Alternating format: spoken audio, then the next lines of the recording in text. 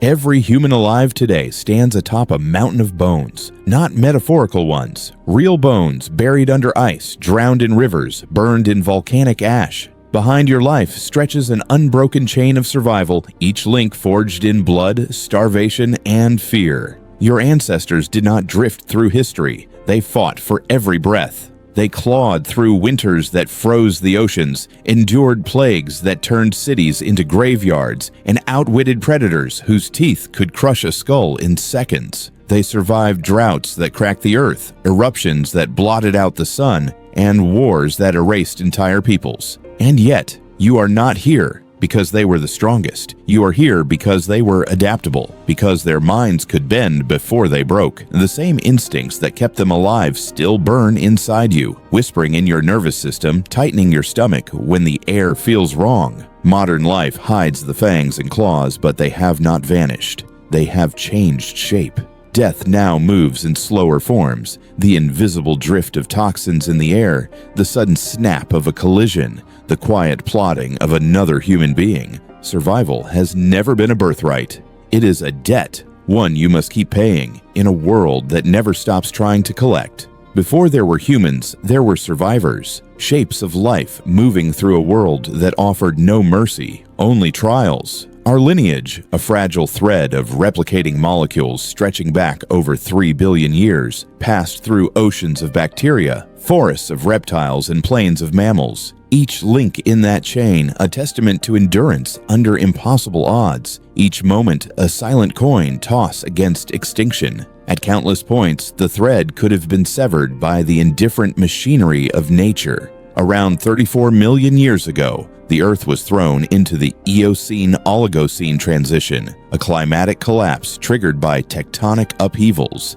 and a reconfiguration of ocean currents that plunged the planet into a cold, unstable state. Lush, equatorial forests that had persisted for millions of years shriveled into fragmented grasslands. Rainfall patterns fractured, sea levels fell, entire food webs collapsed, and over 60% of Afro-Arabian mammal species vanished in a geological instant. In this vast culling, survival was not determined by brute strength, but by adaptability, the capacity to alter diet, behavior, and territory before the closing jaws of change sealed shut.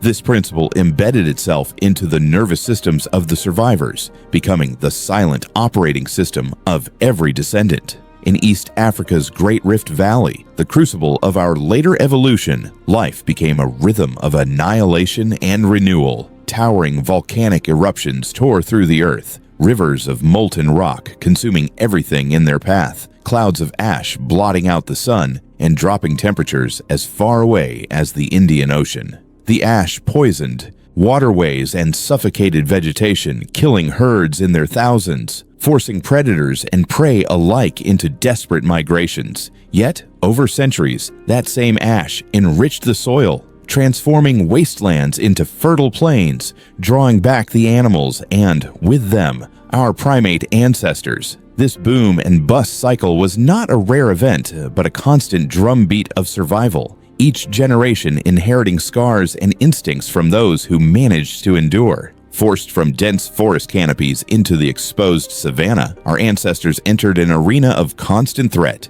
where the openness that offered visibility also stripped away safety. The rivers teemed with Nile crocodiles whose ambush strikes could kill in under a second. The skies carried crowned eagles with talons capable of piercing bone. The grass concealed leopards whose camouflage and patience made them almost spectral. Hyenas, tireless and coordinated, could run prey to collapse over miles. In such a world, no movement could be casual. Every trip to gather water or forage food was a calculated risk. Every hesitation, a potential death sentence. This environment sculpted the body toward efficiency and awareness. Walking upright lifted the head above the grass, granting a wider horizon and the critical seconds to spot a predator before it struck. It freed the hands for carrying scavenged meat, wielding stones, and eventually crafting blades from flint. Longer legs and a more efficient gait allowed for pursuit and persistence hunting, while changes in sweat glands enabled cooling over long distances.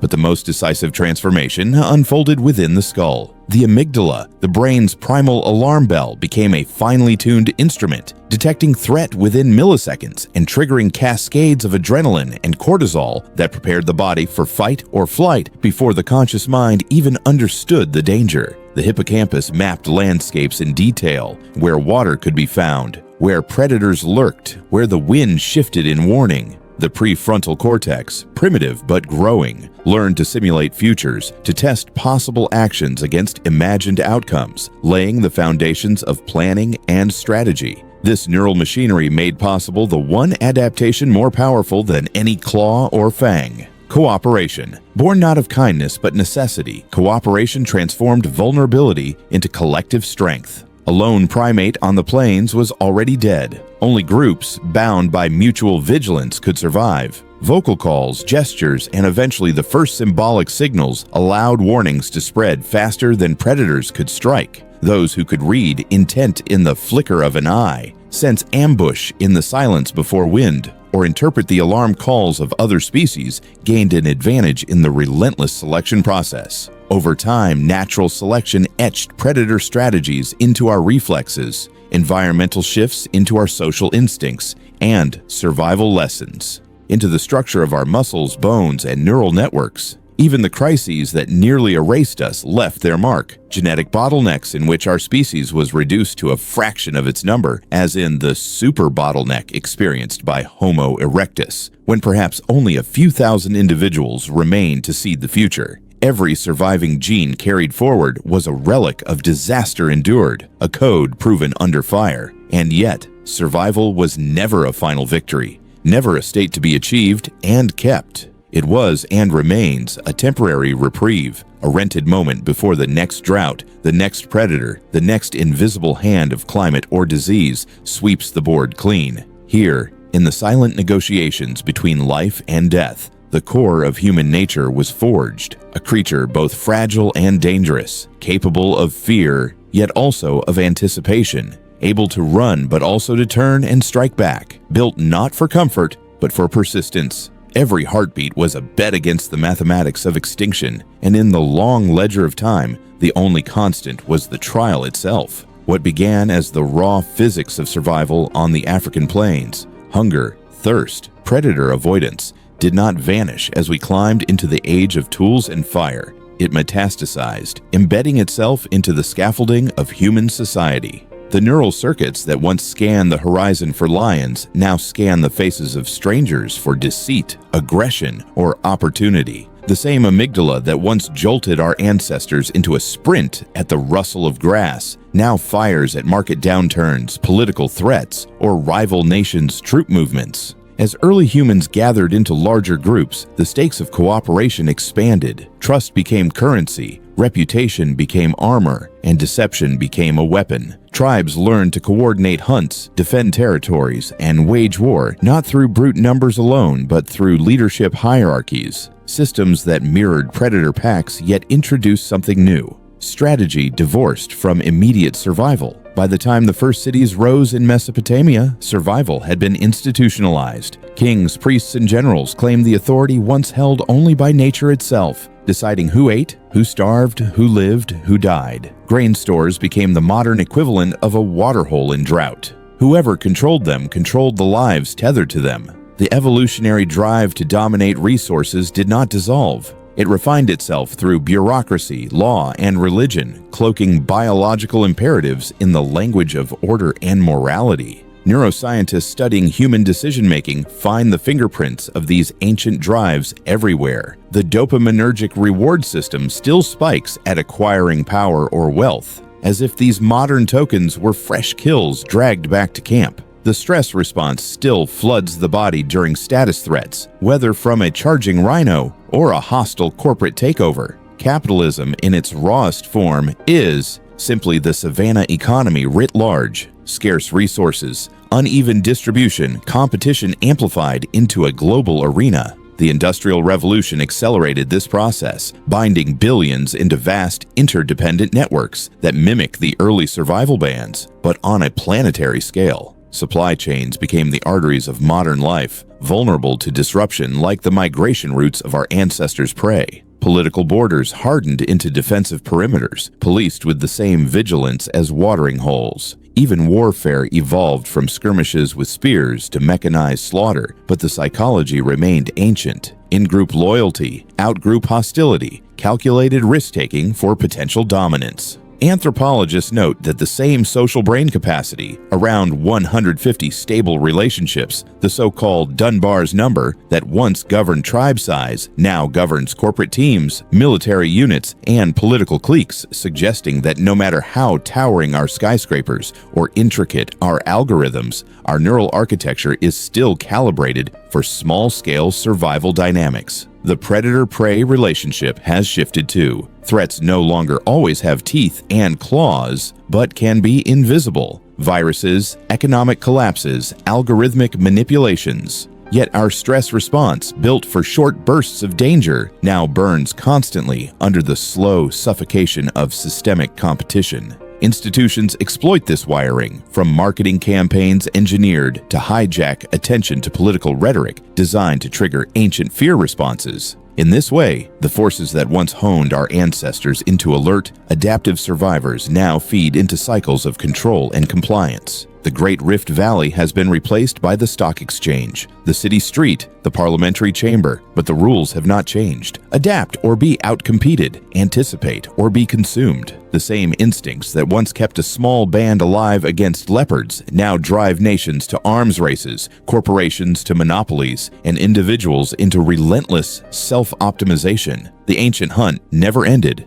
It was only scaled, systematized, and given new names. The instincts that once carried our ancestors through blizzards, droughts, and predator ambushes are still inside us, but now they push us toward a different kind of battlefield, one without a single front line, one where the threats are invisible, distributed, and interwoven into every layer of modern life. In the deep past, survival was counted in the space of a heartbeat, the moment between hearing the snap of a twig and deciding whether to run, hide, or strike. Now, survival unfolds across decades and centuries, yet the danger is just as final. It simply moves in shadows so slow, our bodies often fail to recognize it as danger at all. The predator of this age is not a lion in the grass. It is the convergence of multiple crises that will not strike all at once, but will arrive in overlapping waves, grinding the foundations of civilization into collapse. Oceans will rise silently, year after year, swallowing coastlines and erasing entire nations from the map. Climate systems will tip past their points of return, turning fertile land to dust and stable weather to chaos. Ecosystems will unravel, species will vanish faster than new ones can evolve, and the intricate food webs that have sustained us for millennia will fray until they break. Diseases will emerge from melting ice, mutate in densely packed cities, and cross continents in hours. Global economic structures, once imagined as invincible, will strain under their own complexity until they shatter. And at the center of it all will be the intelligence we built ourselves. Artificial minds that grow faster than our laws, ethics, or political systems can contain, reshaping the world in ways we cannot predict and may not be able to reverse. Neuroscience has already mapped the flaw at the center of our survival strategy. Our amygdala is a predator avoidance machine, evolved to react in milliseconds to the gleam of teeth or the arc of a striking snake. But it is almost useless against the slow, silent drift of atmospheric carbon, the invisible accumulation of toxins in the soil, or the imperceptible rise of ocean acidity. These threats don't trigger fear because they don't feel like attacks. They feel like background noise. The prefrontal cortex, seat of planning and foresight, is capable of modeling these long-term dangers and calculating their probabilities. But it is evolution's newest gift, less than 100,000 years in development, and it is still outgunned by the brain's older systems. Its warnings are drowned in the chemical roar of short-term gratification, distraction, and tribal loyalty. This mismatch, ancient instincts versus modern threats, is a fault line that runs through every society on Earth, and it leaves us neurologically predisposed to underreact until the collapse has already begun. History tells us what happens next. During humanity's great genetic bottlenecks, when the global population has been reduced to just a few thousand survivors, it was never the strongest or most aggressive who endured. It was those who adapted faster than their enemies, faster than their environment, faster than their own fears. But the adaptation required in the next bottleneck will not be physical. It will be cognitive, informational, and behavioral. We will need to process vast, complex systems in real time, recognizing threats before they become irreversible, and reorganizing our societies in days or weeks, not generations. Yet the very tools we have built to safeguard ourselves are also deepening the dangers. Artificial intelligence does not just predict what we want, it learns how to exploit what we cannot resist. Algorithms that recommend videos and products are also shaping opinions, decisions, and entire political movements, often invisibly. Economic markets driven by autonomous trading systems can implode faster than any human regulator can react. Autonomous weapons remove the final hesitation from acts of war. Surveillance systems turn entire populations into datasets, mapping not just where we go, but what we fear, what we desire, and where we hesitate. Just as leopards once learned to track our migration routes on the savanna, these systems learn the migration patterns of our minds, when we're most likely to take risks, when we're most likely to give up, when we can be pushed without realizing we've been moved. In such a reality, survival will depend on the speed of self-reinvention, on the ability to overwrite our own behavioral code as quickly as the environment changes. That will require abandoning the tribal reflexes that fracture humanity into us and them, because planetary-scale threats will not care which flag we live under or which god we pray to. The terrain of the future will not be a linear path of progress, but an unstable web of feedback loops where a drought in one region triggers crop failure, which triggers migration, which fuels political unrest, which destabilizes governments, which weakens climate agreements, which worsens the drought. These are not separate events, they are interlocked gears, and when one turns, the others move. The collapse and renewal cycles that shaped early humanity, when droughts forced migrations and migrations reshaped cultures, will return. But now, they will play out faster, in years instead of centuries. The difference is that in the past, collapse was localized. Now it will be global. The internet, air travel, and supply chains have bound us together in ways that make isolation impossible. There will be no safe corners, no untouched sanctuaries. When the storm comes, it will come everywhere. And yet, buried under all the skyscrapers, satellites, and circuitry, the same primal algorithm still runs in our cells. Endure the drought, watch the horizon, move before the predator moves. The question is whether we can still hear that ancient signal over the noise of the world we've built, or whether when the next great bottleneck arrives, we will be too slow to move, too divided to act, and too certain of our own invincibility to realize we were prey all along. The modern world appears seamless, an intricate, glittering lattice of steel, glass, and fiber optics binding billions into one colossal organism, each part humming in sync with the others. But beneath the gleaming surface, fractures are spreading in silence. This is not the kind of collapse our ancestors knew, where the fall of a kingdom or the ruin of a city unfolded over decades and was contained by the limits of geography. The fragility of the past was local. The fragility of today is global. In the ancient world, the death of Rome could not topple dynasties in China, nor could a drought in the Nile Valley shake the cities of the Maya. But in our era, the entire planet is a single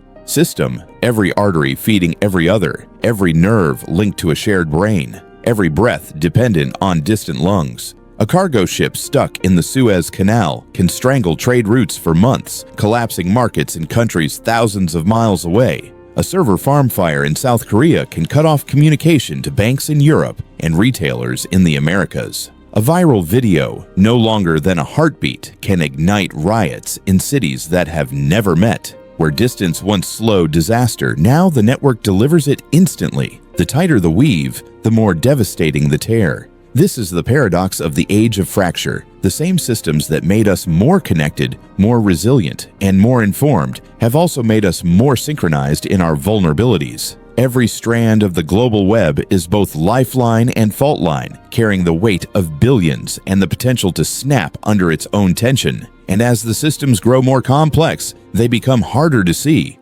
harder to manage, harder to repair. Power grids, supply chains, financial markets, water systems, all have been fused into a single interdependent machine, and the failure of one part no longer causes inconvenience. It can trigger cascading breakdowns that spiral beyond control. Complexity breeds fragility, and the longer we believe in the illusion of permanence, the sharper the shock when it shatters. But the physical fragility of our systems is only one dimension of the fracture. The deeper break runs through the human mind itself. Neuroscience has long known that our most primal survival mechanism, the amygdala, remains hardwired for life in small, tightly knit tribes. It is exquisitely sensitive to difference: skin tone, accent, dress, symbols, even micro-expressions. In the Paleolithic world, these signals meant survival. The other might carry disease, compete for food, or threaten your life. That hair-trigger suspicion kept your ancestors alive long enough to pass down their genes. But in the vast, interconnected expanse of the 21st century, this same reflex works against us.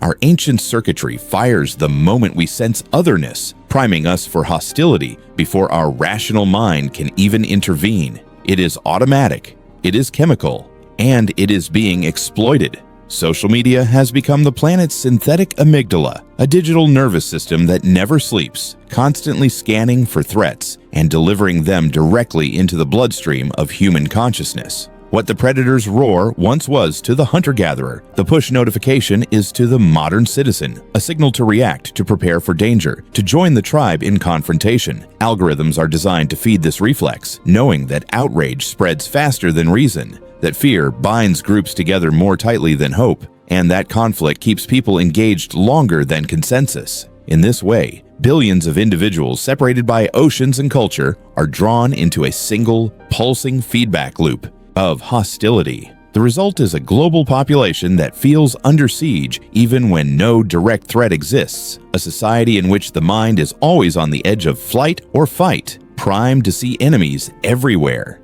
This erosion of trust, the invisible architecture that holds civilizations upright, weakens every structure built upon it. Governments find their legitimacy questioned at every decision. International alliances crack under the weight of suspicion, and even the shared language of science becomes suspect when it conflicts with tribal loyalties. In the vacuum of trust, misinformation flourishes like mold in the dark, and the more fractured our reality becomes, the harder it is to piece together what is true. What begins as an ideological division becomes an infrastructural one as people retreat into parallel economies, parallel institutions, and parallel realities. The fracture deepens until communication itself becomes impossible, not because words cannot be spoken, but because they no longer mean the same thing to those hearing them. The institutions designed to protect humanity are not built for this kind of instability. They move in the time of the old world, measured in months, years, even decades, while crises now evolve in hours.